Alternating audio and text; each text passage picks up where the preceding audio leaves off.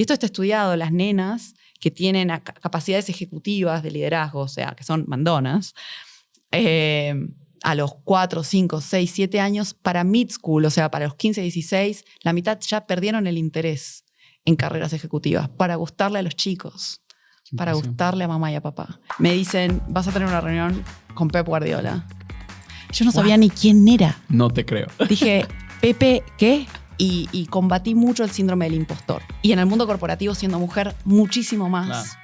Y eso es una cosa muy femenina, ¿no? Que esperamos estar al 100% preparados para tomar cualquier tipo de desafío. Y postergás la libertad, voy a ser feliz cuando me retire y entonces pueda ser DJ. Y ahí se te acabó la vida. Y creo que el mundo laboral acompaña y es un reflejo de lo que te pasa internamente. Bienvenidos a Irrazonables Podcast. Irrazonables Podcast. Para todos los irrazonables que quieren hacer la diferencia. Un espacio donde romperemos tu mente con las historias de las y los emprendedores que están cambiando las reglas del juego. Comenzamos. Marina, bienvenida, qué gusto tenerte por acá. Un placer estar acá, Rulo, ¿cómo estás? Bien, muy emocionado y sobre todo para poder compartir con la audiencia, para quienes no sepan por alguna extrañísima razón quién es Marina Díaz. Marina Díaz, y deténganse por todo lo que voy a decir, Marina Díaz es consejera en compañías públicas como Rotoplas y Gentera, también en instituciones como el brazo financiero del Banco Mundial, exgerente general en Mercado Libre, Holdit, ya vendió su propia empresa, Wolox Accenture. Espérense, una de las poquísimas mujeres latinas que son consejeras en una empresa de Nasdaq, aparte mentor irrazonable, surfista, vive la vida loca, rock and roll. A veces, cuando se puede. Sí, oye, qué verdadero honor tenerte por acá. Muchas gracias. Un placer estar acá. Gracias por la invitación. Oye, de todas las preguntas que me vienen a la mente, la primera es, ¿cómo es el proceso y las negociaciones de vender una empresa? La verdad, todo eso lo llevaron mis socias y yo me enteré casi a último momento. Pensé que nunca íbamos a pasar el due diligence porque Accenture, sabes que es una empresa de tecnología, pero también tiene una rama de auditoría. Y nuestra empresa, como buena startup, tenía algunas cosas atadas con alfileres, con lo cual cuando empezó el proceso me enteré, pensé que nunca íbamos a pasar el due diligence. Cuando lo pasamos me enteré al final y fue muy interesante desde mi lado porque me encontró en California. Wow. Por la pandemia, y California es probablemente el peor lugar del mundo para tener un exit, porque te cobran el 40% en impuestos, todo, el impuesto del impuesto del impuesto. Entonces fue como, me tengo que ir de acá, pero no hay vuelos a ningún lado. Entonces encontré el auto más viejo y más grande que encontré, puse todas mis cosas y crucé la frontera a Tijuana. Y me fui a vivir a Tijuana 6 meses. Y tú, no, soy local aquí, soy local. Tratando de eludir impuestos. Claro, no evadir. Estratégicamente. Y sí, viví en Tijuana. A ver, el auto era grande porque Tijuana no es muy seguro. Y pagué $1,800 el auto. Que, digamos, no es barato, pero es bastante affordable. Claro. La idea era, mira, si me lo roban o me pasa algo, lo quiero empujar por un acantilado y ni pensar. Así que así fue la historia de cómo terminé en el medio de la pandemia viviendo literalmente en Tijuana. ¡Qué locura! ¿Y cómo se ve la vida después de vender una empresa? ¿Cómo se ve la vida después de que tus socias vendan la empresa y vos tener una participación y un exit exitoso? Se ve muy linda por un lado porque tenés cierta libertad financiera para invertir, para ayudar a otros emprendedores. De hecho, invertí en la empresa de Luciana, que fue mi socia en Wolox, que hoy me contó que entró a YC. Así que ¡felicidades! Gran momento para ella. Felicidades a Luciana, felicidades Lule. Sí, es bueno para todos. Es bueno para todos. Y de otros 2 socios de Wolox, de Nico Magni y de Guido. Así que felicidades para ellos. Pero también hay como toda una crisis existencial post-exit, que es, estoy desocupada, básicamente. ¿Qué hago ahora con mi vida? Hiperocupada.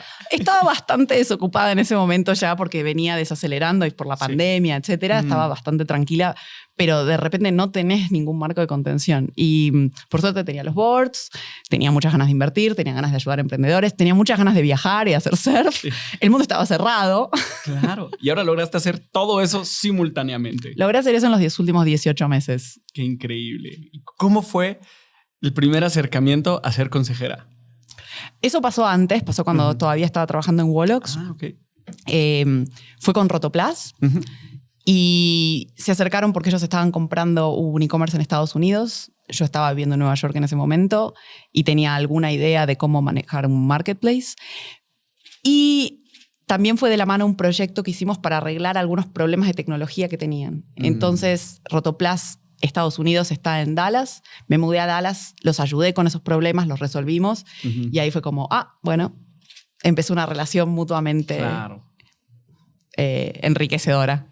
Sí. Y me invitaron a ser consejera. ¿Y qué fue lo que te llamó la atención de la empresa para ser consejera? Porque aparte es una relación, ¿no? O sea, te pueden llegar y llover y seguro te llueven invitaciones. ¿Cómo escoges en cuáles sí?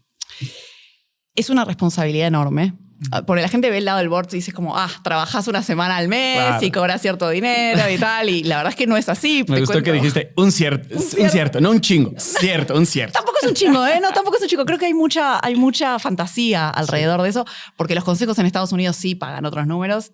Hay todo un mito alrededor del tema. No es lo que piensan que es. Pero está muy bien de todas maneras. Y es un trabajo muy divertido, es muy entretenido. Por un lado, sos como la policía del management. Claro. O sea, si hay un tema de acoso sexual, de apropiación de recursos de la empresa, todo eso pasa por el board y es divertido. Tenés otra parte que es el mandate tradicional, que es elegir un CEO y chequear que la estrategia esté acorde con el riesgo que quieren tomar los accionistas. Pero hay toda otra parte que empiezan a hacer ahora, que es contestar preguntas difíciles junto con el management, que el management no puede contestar.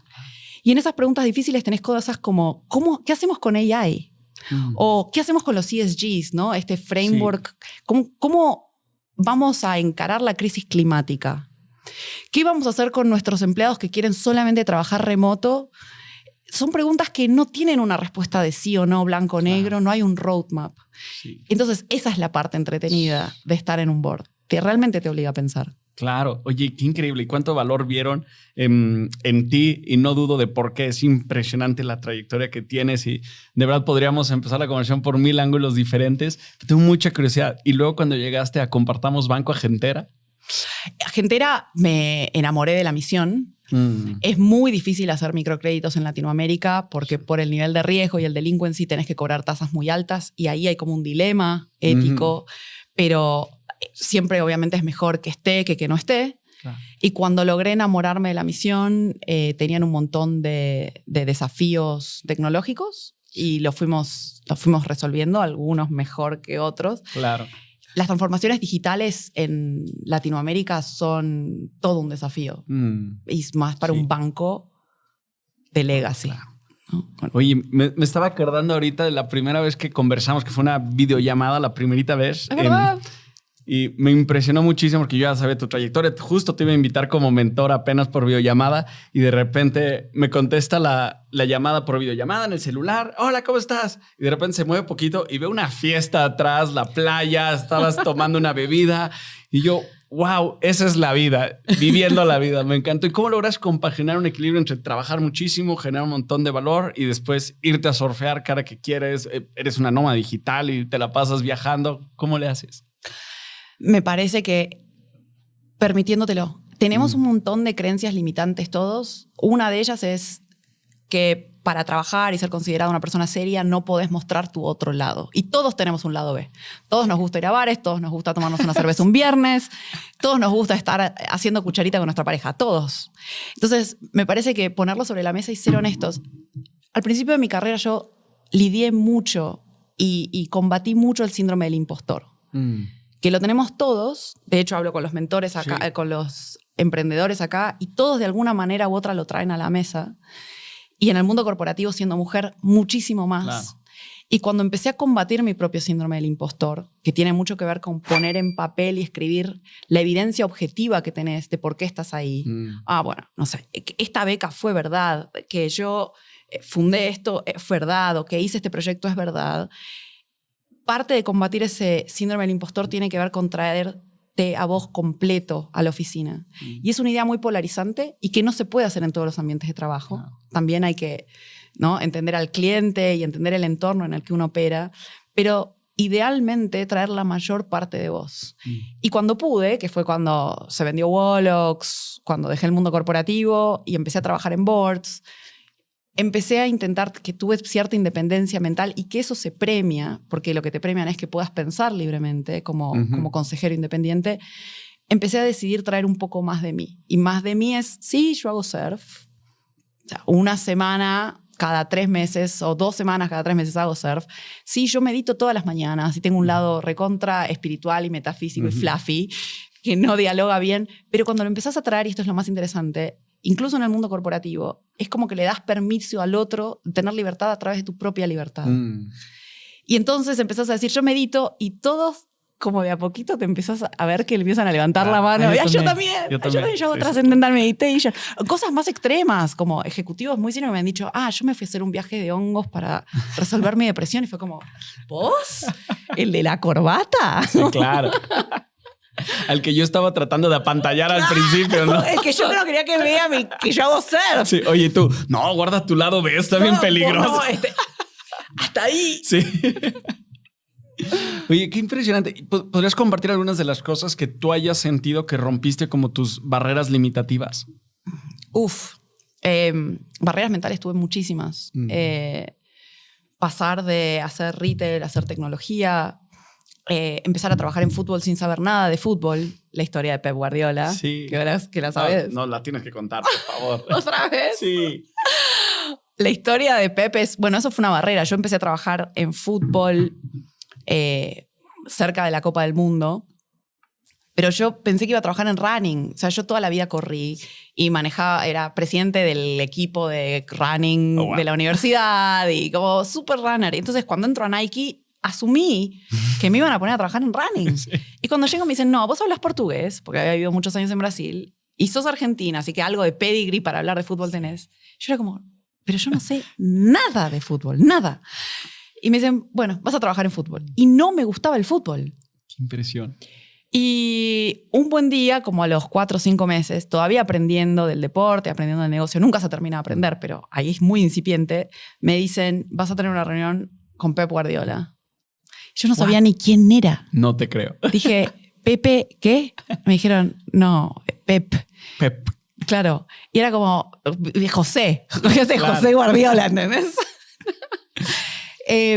Nada, y llamo a un amigo mío que está en Argentina y le digo, Edu, voy a tener una reunión con Pep, Cine, el del Barcelona.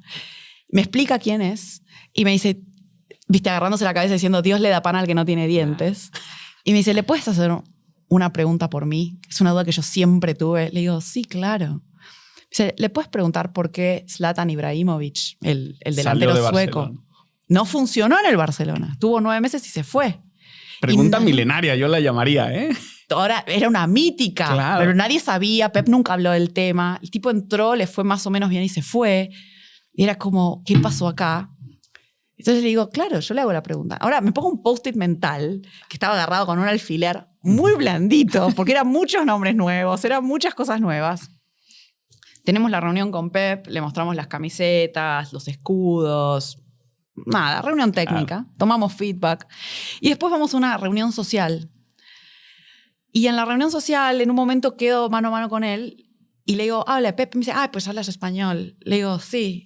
¿Te puedo hacer una pregunta? Lo miro a los ojos. Me dice, sí, claro, dime. Le digo, dime, ¿por qué Djokovic no funcionó en el Barcelona? El tipo se queda mirándome como, y entendió. Me dice, no tienes idea de lo que me estás preguntando, ¿verdad? Y yo me di cuenta que había hecho una estupidez, le había preguntado al probablemente el mejor director técnico del mundo por qué un jugador de tenis no estaba funcionando en su equipo. Barcelona. Y el tipo, que es muy rápido, me dice, pues mira, usaba balones mucho más pequeños que lo que usamos nosotros y lo tuvimos que sacar del equipo. Muy rápido. Qué ídolo. Pero yo no entendía. Y ahí me cayó la ficha de que dije, ay, Dios mío, qué papelón. Me quería morir. Y lo bueno es que a veces esta gente que lidia con tanta gente se acuerda de las cuestiones más ridículas, claro. Se acordó de mi inoperancia, que de hecho lo vi mucho tiempo después en otra reunión social en New York y se acercó y me dice, tú eres la tía de Djokovic. No. Claro, como acordándose de la única persona que le debe haber preguntado en su vida por qué un jugador de tenis. No, y seguro Pep Guardiola ahorita está en una comida con amigos echándose unas tapas y unas cañas y está diciendo, una vez una chava que trabajaba en Nike. O agarrándose la cabeza diciendo, esta gente de Nike me manda cada uno. Sí. Yo creo que me están probando. Claro, están probando mi paciencia. Oye, ¿qué otras cuestiones limitativas sientes que has roto y te han servido para ser plenamente libre? Yo creo que lo más, y si lo tengo que como resumir, fue entender que nunca voy a estar preparada para ninguna de las cosas que me proponga hacer por completo. Y eso es una cosa muy femenina, ¿no? Que esperamos estar al 100% preparados para tomar cualquier tipo de desafío. Y romper con eso cada vez que iba a hacer algo, sabiendo que con mi síndrome del impostor y sabiendo que no estaba preparada y que por ahí no tenía los skills y no tenía los capabilities, pero que iba a aprender en el camino y que si no aprendía y me caía, igual iba a aprender. Y que si tenía los skills me iba a salir bien y iba a ser una ganancia. O sea, era ganar o ganar. Sí. Romper ese mindset y entonces entregarme al riesgo como de una manera más natural. Suena un cliché, es mucho más fácil decirlo que hacerlo, porque a la hora de tomar el riesgo cuesta. Ahora, hoy creo que si estoy encarando un proyecto, un desafío y me siento lista y me siento bien, es porque no me puse la vara lo suficientemente alta. Claro, no te estás retando, ¿no? Me acostumbré, y creo que está bueno un poco, a estar incómoda. De hecho, esto no es cómodo, ¿digo? Sí. No, nada. No, yo estoy disfrutando. No, lo estoy disfrutando un montón, pero digo, muchísimas Claro. cosas que hacemos es lanzarte a la pileta, tratar de pensar menos y sentir más. Sí, fíjate que concuerdo totalmente. A mí ese tema de la zona de confort, ¿no? Dentro de más abrazas la zona exterior, más se va agrandando el círculo. Y entonces cada vez vas necesitando retos más grandes. Sí, y tú no has dejado de tener retos. Under Armour, Nike, Rotoplas, Gentera. ¿Cómo ha sido lidiar en sobrevivir y ser exitosa además? O sea, una cosa es sobrevivir. A veces. Yo Sí. no te cuento los fracasos, son un montón. Tu Son humildad me muchísimos. sorprende. Aparte humilde, se me olvidó poner en la introducción. No, es verdad, tengo un montón, tengo muchos más fracasos que éxitos. Lo que pasa es que la gente, mira, Claro, y es de lo que la gente se acuerda. se acuerda y habla. Sí. Y no ven todo el esfuerzo, sacrificio, ¿no? Como Michael Jordan, que dice, sí, nomás que fallé, No. súmele cuántos puntos, ¿no? O sea, fui rechazada, sacada, se cayeron proyectos, perdí pitch, o sea, 1000 momentos de mi vida que tenía la panza hecha un nudo y estaba hecha una bolita en mi casa en la cama diciendo qué hice. Pero eso no te lo quiero contar. No, y no te define como persona, te define cómo te levantas de la situación, ¿no? Total. Oye, ¿y te ha tocado vivir el mundo de emprendimiento corporativo, de negocios, de consejos, que son en su gran mayoría hombres? Sí. Y luego, aparte, el mundo tecnológico. Que también es muy masculino. ¿Cómo Y has logrado? fútbol. El fútbol, aparte, ¿no? Donde está Djokovic, la estrella. Claro. ¿Cómo has logrado salir adelante, subir, ser exitosa y hacerlo bien? Como te decía, en realidad hubo muchas crisis y pruebas y errores y vos decís algo que es verdad que tiene que ver con caerte pero levantarte. Yo creo que caerme mucho y cada vez que me caía tratar de resignificarlo. Es más fácil levantarse cuando vos mirás ese fracaso, ese fucked up y lo resignificás, le das meaning. Y los seres humanos somos, en inglés lo digo, meaning creation machines, ¿no? Somos máquinas de crear significado. Entonces, cuando vos te fracasás, tu mente va a tender a crear un significado negativo. Tenés que forzarte mucho a entrar en el espacio donde resignificas rápido y retransformás eso en energía para poder crear algo. De mis fucked ups, de hecho, surge el libro. En el libro cada capítulo es una crisis. La gente me decía, tu libro es deprimente, más o menos. O sea, es muy inspirador, por un lado, pero yo en cada capítulo conté la historia de cómo me caí, me hice pedazos y lo resignifiqué. Me parece que mucho tiene que ver con eso. Y el otro parte de lidiar en un mundo de hombres alfa, agresivos, es como mujer sacar tu lado alfa, tu energía más masculina, tu energía más de guerrera. Y después llegas a casa y te pegas una ducha y te sacás la armadura y podés ser vulnerable. Pero creo que parte de jugar el juego, aún al día de hoy, tiene que ver con conectar mucho con esa energía de guerra. Que no es gratis para las mujeres. O sea, es muy costoso, es pesado estar todo el tiempo en ese rol. Es una energía que en mí sale naturalmente, pero que a veces hay que cultivar también un poco. Y que todos, digo, energía masculina o femenina no tiene que ver con hombre o mujer. Hay hombres que tienen energía femenina y tiene que ver con qué cultivás y con...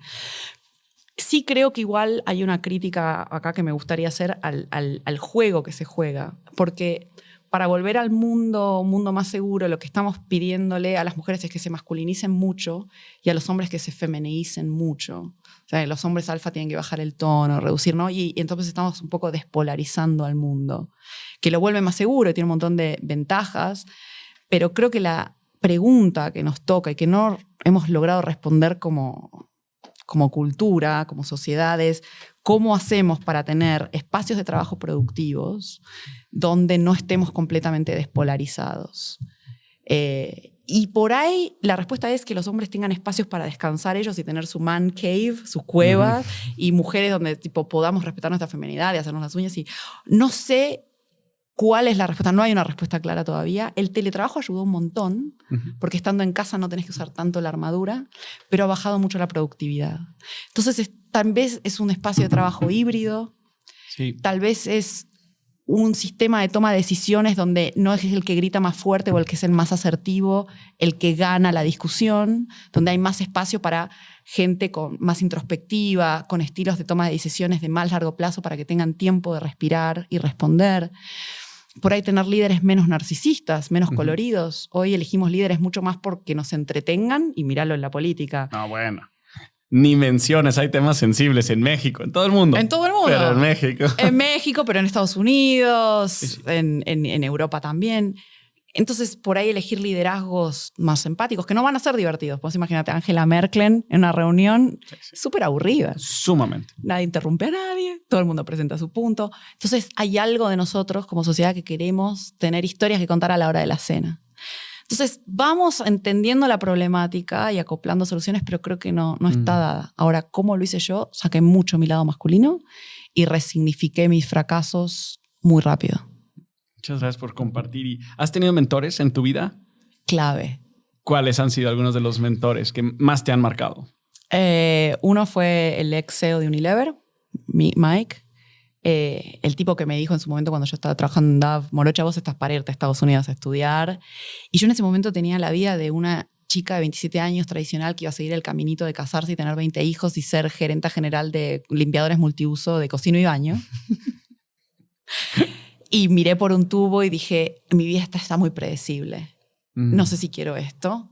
Y retrocedí un poco y salí en la búsqueda de la libertad, renunciando a todo eso. Pero pude hacerlo porque tuve un mentor que yo respetaba mucho, que me dijo, vos tenés la capacidad para quebrar con ese mandato. Que yo estoy ok con seguir patrones establecidos siempre y cuando salga del corazón y no del mandato. Sí, que no sea una obligación, sino una decisión. Exacto. Que es muy difícil separarlos. Claro. Cuando el mandato es muy fuerte. Y vivimos en sociedades, sobre todo las sociedades latinas, y sobre todo para con las mujeres, donde los mandatos son muy duros y bajan en mensajes subliminales permanentemente. Porque desde que tenés 3 años que te están diciendo, tenés un varón al lado que dice, yo voy a cruzar el río, y le dicen, ay, es un líder nato, y vos sos nene y decís, quieren cruzar el río, y te dicen, ay, qué mandona. Entonces creciste con esos mensajes donde achicar tu voz, hacerte más, achicar tu luz, no tener acciones de liderazgo ejecutivo es premiado porque entonces le vas a gustar más a papá y a mamá porque sos menos problemático y le vas a gustar más a los varones. Y esto está estudiado, las nenas que tienen capacidades ejecutivas de liderazgo, o sea, que son mandonas, a los 4, 5, 6, 7 años, para mid school, o sea, para los 15, 16, la mitad ya perdieron el interés en carreras ejecutivas para gustarle a los chicos, para gustarle a mamá y a papá. Entonces creo que hay algo de quebrar y preguntarte realmente qué querés. Oye, qué gran mentor. Sí, increíble. Lo amamos. Gracias. Todavía hablo con él. Hablé hoy con él. Ah, qué bueno. Todavía, 30 años después. No, bueno, no es para menos. Oye, y luego tienes buenas anécdotas y relación con Adam Grant. ¿Te tocó? Sí. ¿Cómo fue estudiar con él? Espero que estén poniendo pausa y googleando quien no sepa quién es Adam Grant y regresen. Adam es un profe de Wharton que escribió Lado B con Sheryl Sandberg cuando ella pierde a su marido. Pero además es un pensador, escribió Think Again, si no me equivoco, que es su último libro, el más conocido. Estudiar con Adam fue divertido porque fue el único profesor que me puso un LT, que es un Lowest 10%. Y yo me fui a quejar porque agarré 5 exámenes como los míos, los leí el mío y el mío era igual. Y fui a su oficina, le dije, pero indignada, llorando, aparte, no me había pasado en la vida, tipo, destrozada, deshecha literal, tipo, lo puede atestiguar mi novio de la época. Me senté en un banquito de Wharton, me hice una bolita y no paré de llorar por horas y me decía, pero no es tan grave. Y yo no lo resolví. Entonces fui a hablar con él y el tipo me dijo, la curva está muy bien, pero yo creo que esto es es un aprendizaje para vos, B, yo pongo notas en relación a la capacidad percibida. Y yo en ese momento pensé, este tipo, ¿qué capacidad percibida? ¿Qué sabe quién soy, de dónde vengo? Y después me di cuenta, el último día del semestre, el tipo nos dijo, obviamente éramos 700, y el tipo le daba clase a 300. Dijo el nombre de uno por uno, dijo las habilidades de cada una de esas personas, y dijo lo que creían que esas personas, historia real, lo que esas personas podían llegar a hacer con esa capacidad. Entonces agarraba Cody Sharp. Cody, vos fuiste la número 1 de tu clase de Stanford, estás ahora en Wharton, yo creo que tendrías que trabajar en esta y esta habilidad. Marina, yo creo que tenés que trabajar y cosas muy concretas. Tenés que trabajar en tu acento, en tu asertividad y en tu capacidad de entender problemas complejos, porque no me pudiste... O sea, el nivel de detalle y memoria y de entendimiento del alumno que le pone el tipo es casi como si fuera mi terapeuta y fue... Ahí yo dije, ay Dios, yo me perdí algo y hay algo que aprender en esto.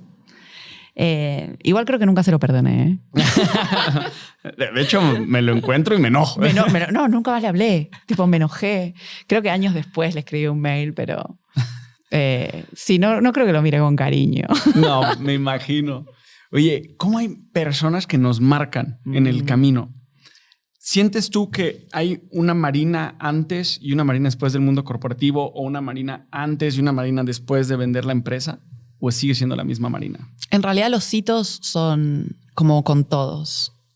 Los hitos son más personales y creo que el mundo laboral acompaña y es un reflejo de lo que te pasa internamente.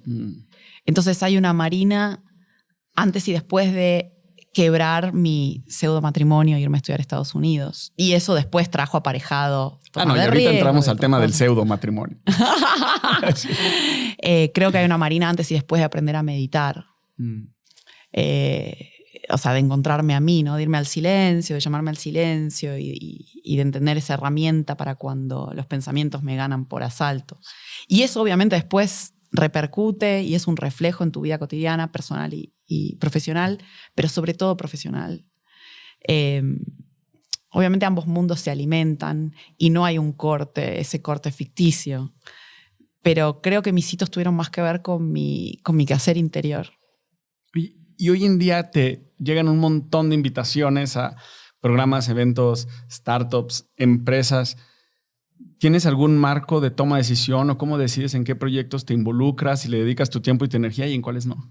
Mira, yo creo que para poder trabajar con alguien, obviamente siempre es la gente, ¿no? El proyecto es muy lindo si tiene impacto social y creo que hoy ya no trabajo por el dinero y que tiene que tener cierto grado de impacto. Pero siempre al final del día es la gente. Y la gente tiene que ver con cuánto trust, o sea, cuánta confianza puedes generar en el otro para poder disfrutar el camino. Y yo creo, y esto está estudiado también, la confianza tiene 3 elementos. Una es la autenticidad que vos percibís en el otro. Y el otro es que, lo segundo es que el razonamiento que el otro pone sobre la mesa cuando te vende un proyecto sea sólido. Y el tercero y más importante es que sientas que esa persona es empática para con vos y tus necesidades. Si vos tenés esas 3 cosas, que no las evalúo así como te las estoy contando, pero lo vas sintiendo, y hay cierto grado de impacto, o sea, me parece divertido, me parece la industria, y sobre todo si puedes agregar valor, porque no es divertido si estás sentado en una sala sin poder decir nada. típicamente los tomo. Ahora, el tema confianza con el otro, que tiene que ver con la autenticidad que ves en los ojos, esa pasión, esa efervescencia en el equipo, la empatía entre los miembros del equipo, esa química que es indescriptible y que sean sólidos en cómo razonan. Típicamente esos equipos tienen el mundo ganado. Nadie les puede decir que no. Sí, sí, y están convencidos de que lo van a lograr. Incluso en sus mentes ya vieron que lo lograron, aunque estén años luz de hacerlo. Total. Visualizar. Imparables esas personas que lo logran hacer y se ven, nosotros decimos que tienen un fuego interior. Sí, pero hay más que un fuego interior. El universo conspira, dicen, pero en realidad es neurológico, que es... Se hicieron estudios de gente que les ponían un pianito de mentira, ¿no? Y les decían que toquen una canción en el pianito. Otros los ponían a estudiar en el piano y otros les pedían que los visualicen. Simplemente se visualicen a ellos haciendo las escalas. No hay diferencia de performance. Eso quiere decir que si vos visualizás algo, tu cerebro lo entiende y lo internaliza como si estuvieras viviendo la experiencia. Como si fuera real. Exacto. Con lo cual, visualizarlo no es un nice to have, no es algo bonito a tener. Es una parte fundamental del camino. Sí, pues eso de las grandes recomendaciones, ¿no? O sea, cuando estés iniciando un proyecto, visualiza cómo va a ser el resultado final, visualiza el camino para que sea más probable de que lo alcances. Sí, o cualquier cosa, jugando al básquet, estudiando piano, dando un examen. Digo, cualquier cosa que hagas, visualizarlo es clave. Por eso, cuando vos me preguntás, tipo, ¿qué marcó un antes y un después de Marina? Cuando yo digo meditar meto visualizar y hacer ese trabajo previo de... Por ahí estudio 1 hora menos, pero visualizo 1 hora más y eso realmente cambia. Totalmente. Si analizamos la historia, las personas que más han incidido en el mundo se iban a las montañas a rezar, a orar, a meditar, ¿no? Es que en el silencio hay un poder enorme. Enorme. Günter Grass, ¿no? Sí. El talento se nutre en soledad. Totalmente. Y cada vez es más difícil de tenerlo por el ritmo de vida, que es sumamente ocupado. Te llega una notificación, es más, estás en la sala viendo televisión, te paras al baño, das 2 pasos y te regresas por tu celular. Uf. Nos cuesta tanto estar solos hoy en día. Distracción compulsiva. Distracción compulsiva, exacto. Vivimos distraídos. Y el foco es... Creo que hoy pasa a ser casi, te diría, un activo. Yo creo que la gente tendríamos que empezar a pensar como en assets. Tendríamos que empezar a pensar en nuestra atención como el asset. O sea, nuestro gran activo es nuestra atención y cómo la invertimos debería ser bastante más consciente que lo que hacemos hoy. O sea, creo que si contáramos las veces que chequeamos el teléfono de manera inconsciente es... Sí. Y de verdad es nuestro mayor activo. Claro. Y lo podríamos medir incluso, estaría increíble hacerlo en tiempo, o sea, cuánto tiempo te demanda y cuánta energía te demanda, ¿no? Estar viendo la notificación de X persona o Y persona que te lleva a otro mundo que ni siquiera te genera valor, ¿no? O más aún, cuán coherente es en donde estás depositando tu atención, pongámosle el teléfono, con la persona que te querés convertir. Cuán coherente, o sea, cuánta integridad hay en el tiempo que estás invirtiendo en eso. Y en todas las cosas que haces, en Netflix, claro, en mirar el teléfono, en estar con tu pareja, en trabajar, en irte a un retiro de silencio. O sea, ¿cuánta coherencia hay entre cómo estás realmente invirtiendo tu tiempo y lo que vos decís, pero de manera declarativa, que te querés transformar? Y cuando veas el gap, ahí tenés la explicación de por qué, en realidad, el inconsciente, decía Jung, se juega la partida y te define el destino. Dice, el inconsciente juega su partida y vos lo vas a llamar destino. Y en realidad sos vos. Claro. Qué poderoso. Y de verdad, invitados a todos los que estén escuchando que se tomen el tiempo justo de hacerla bien sencillo, tomar el tiempo a las cosas que le están dedicando, energía y tiempo, y vean si los va a llevar a donde quieren llegar a final de cuentas. Total. Hay un amigo que tiene un cubito, tiene un cubo que tiene un sensores de IoT que tiene 3 o 4 cosas. Mails, y cuando les va dedicando tiempo lo va girando y el cubito le va tomando el tiempo y le va midiendo la productividad y a qué realmente le dedica las cosas. Y él tiene y es una de las personas más productivas que conozco porque le puso conciencia a través de este cubito. ¿A qué le dedica tiempo? Qué poderoso. Total. Oye, ¿qué te llevó a escribir tu libro? Un mundo sin jefes. Un mundo sin jefes. Querer que más gente viva en un mundo sin jefes. Sabes que fue uno de los viajes más enriquecedores de mi vida porque recibí cientos, digo casi miles de mensajes de, sobre todo mujeres, pero mujeres y hombres que me dijeron, Mujeres de 50 años, hice el primer viaje sola de mi vida. Le dije a mi marido, a mis hijas que quería viajar sola y me fui a viajar sola. Hice un retiro de silencio. Empecé a meditar. Muchísima gente empecé a meditar. Ayer me llegó una chica que dijo, renuncié a mi trabajo y abrí un emprendimiento de hamacas. Quiero hacerte llegar unas hamacas hermosas con tener unas sogas espectaculares como columpios para comer, o sea, en vez de tener sillas, que la gente tenga columpios. Y le está yendo súper bien, diseñadora. Mucha gente que me dijo, quebré con esto. Y obviamente no es el libro, es su alma. Estaba buscando un marco de resonancia para poder transmitirles el mensaje. Y mi libro fue el canal. Fue el libro. No, fue un canal, creo yo. Pero digo, mucha gente que realmente hizo quiebres. Y lo que a mí me llevó a escribirlo fue reconocer lo que hablábamos antes, la magia de las crisis, que suena un cliché, pero tengo tantos amigos atrapados en el limbo, en la duda, y lo que mata a la gente, creo yo, es ese lugar, es el lugar de la duda inconformista, de la disconformidad sin movimiento, de la queja, si querés. O sea, para mí, cuando estás en ese lugar incómodo, tenés 3 alternativas, o lo aceptás, o lo cambiás, o te vas. No hay nada más. Y para mí eso fue muy poderoso. Y tengo tantos amigos en ese lugar del limbo.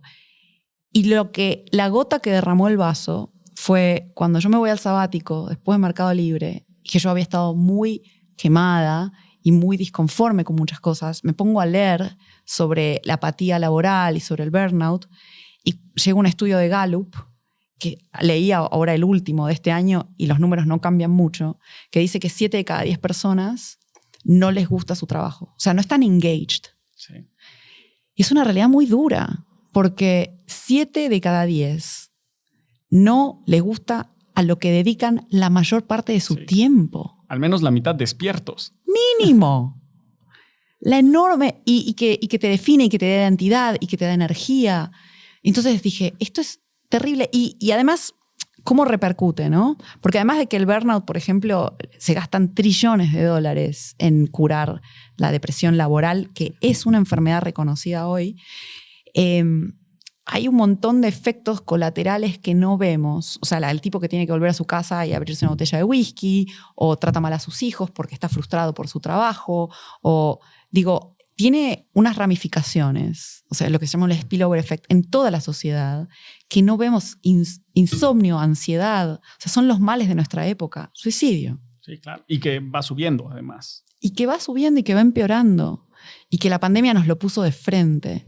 Entonces, cuando entendí esto y encontré herramientas, o sea, empecé a mirar los números y empecé a entender que hay un montón de cosas que damos por hechas que son mitos o creencias limitantes, y que los iba subrayando y decía, todo el mundo tiene que saber esto.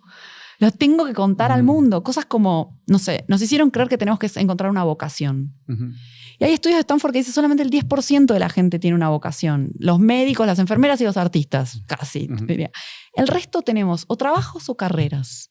O sea, cosas que nos pagan las cuentas, o una carrera que tiene que ver con el ascenso y ser considerado un experto. Y la búsqueda de libertad, para los que tienen una vocación, un calling, es muy natural porque aman lo que hacen. Pero para los otros dos no hay recetas. Y la realidad es que hay formas de hacerlo.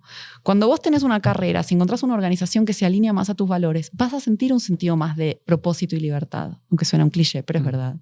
Y si tenés un trabajo que te paga las cuentas y tenés el síndrome de Batman y sos, no sé, secretaria de día y chef de noche, o estacionador de autos de valet parking de día y DJ de noche, está bien.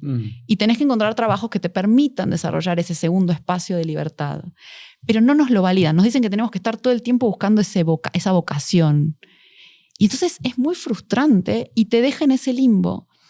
Y el problema de la duda, o el limbo crónico, o este disengagement laboral que sufre 7 de cada 10 personas, es que estás siempre postergando la felicidad para mañana. Voy a ser feliz cuando encuentre el trabajo perfecto, voy a ser feliz cuando pueda hacer esto que amo hacer, voy a ser feliz. Y postergás la libertad, voy a ser feliz cuando me retire y entonces pueda ser DJ. Y ahí se te acabó la vida. Sí.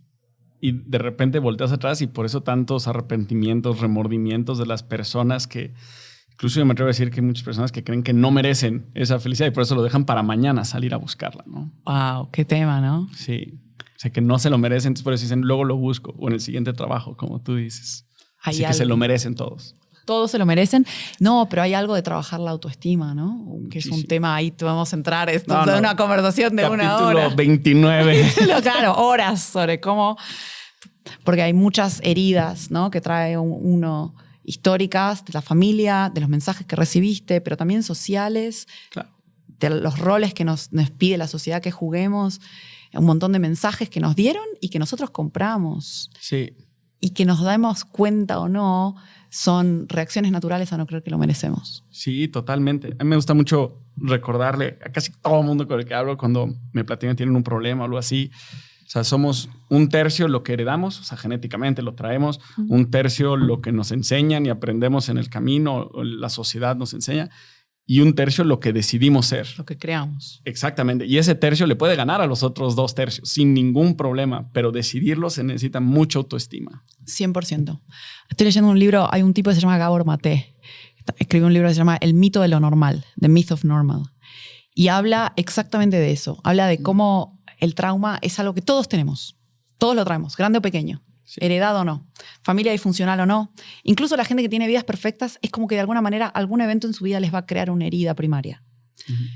Y todo el libro es alrededor de cómo la sociedad no nos da las herramientas para curarnos, porque nos dicen que la manera de hacerlo es tapar el síndrome con pastillas o alcohol o distrayéndonos de manera crónica, lo que decís, el teléfono, esas son las soluciones que nos dan, o Netflix.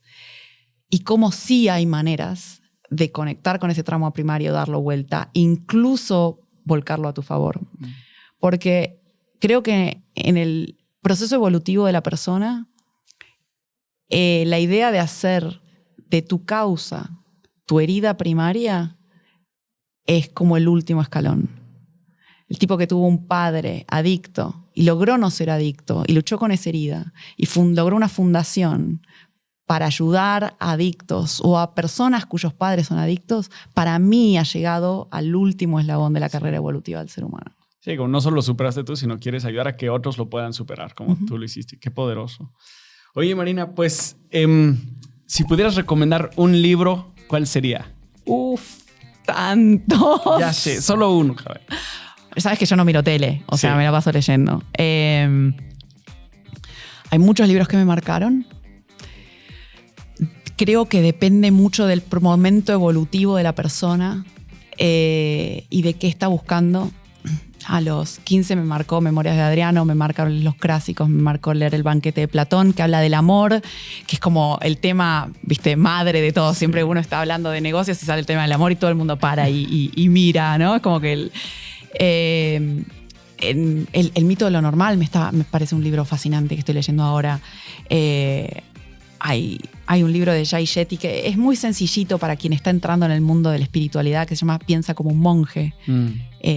Muy, muy fácil, muy bonito. Estoy pensando en los últimos que leí. Siddhartha, de Hermann Hesse, la historia del Buda. Hay tantos libros que te pueden iluminar. Yo creo que uno tiene que entrar a una librería, dejar que el alma hable, leer las 2-3 primeras páginas y si el libro resuena, llevártelo a tu casa y no intentar terminarlo si el libro no te va convenciendo. No creo que hay que forzarse a terminarlo. Creo que hay que recibir los mensajes. Yo creo que el alma humana tiene formas muy extrañas a veces de comunicarse con uno.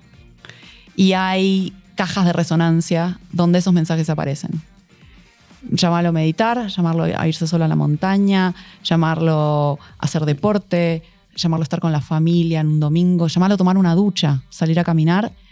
A veces es un libro y creo que no importa tanto qué libro es, sino cómo vos lo lees.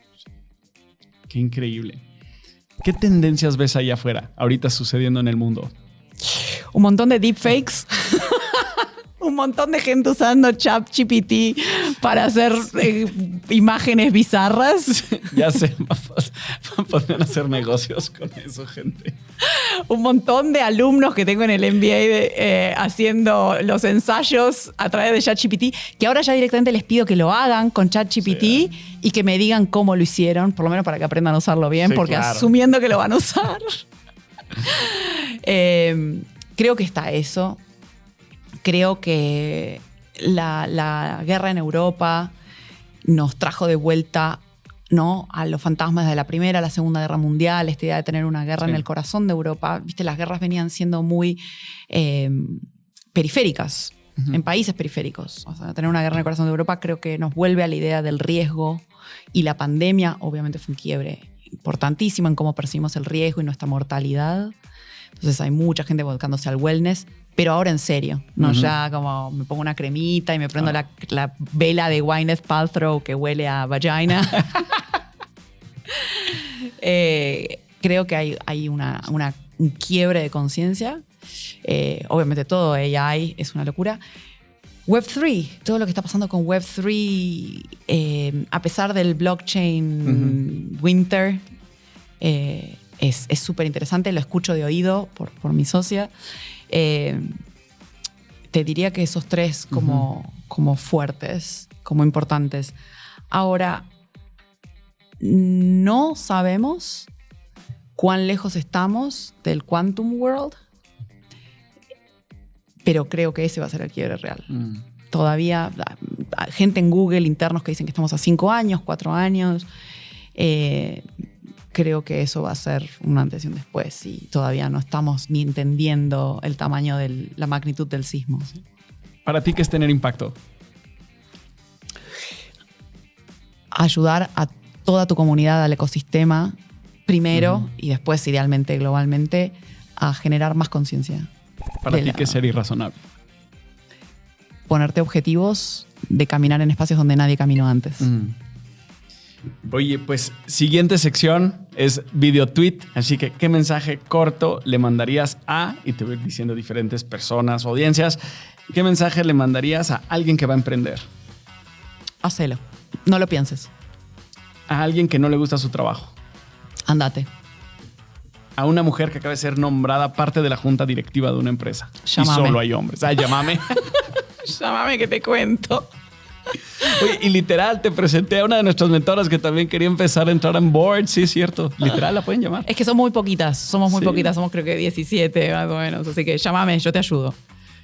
¿Qué le dirías a Pep Guardiola? Perdón. Si tuvieras un jefe actual, ¿qué le dirías? Ay, lo primero que me saque es fuck off. Pero odio la autoridad. Pero, no sé, enséñame. Supongo desde un lugar más productivo. Es radicalmente diferente la respuesta, pero bueno, se queda. A Marina, de 17 años. Stay calm. Calma. Tranquila, va a salir todo bien. No tengas tanta ansiedad. Siguiente sección. ¿Qué prefieres? Lo primero que te venga a la mente. No. ¿Café o té? Café. ¿Playa o montaña? Playa. ¿Rutina o espontaneidad? Espontaneidad. ¿Under Armour o Nike? Nike. ¿Estados Unidos o Argentina? Estados Unidos. ¿México o Argentina? México. ¿Surfear o meditar? ¿Medisurfear? ¿Home office u oficina? Híbrido. ¿Perros o gatos? Perros. ¿Vino o cerveza? Vino. ¿Trabajar en un corporativo o emprender? Emprender. Estudiar. Eso era fácil. Sí. ¿Estudiar maestría o no? Yo creo que sí. ¿Trabajo colaborativo o solitario? Colaborativo para todos, pero creo que hay que tomarse tiempo en soledad. El talento se nutre en soledad.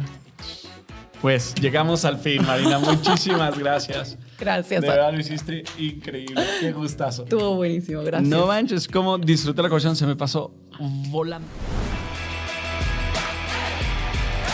Esto fue Irrazonables Podcast, para inquietos que estamos cambiando las reglas del juego. Irrazonables Podcast.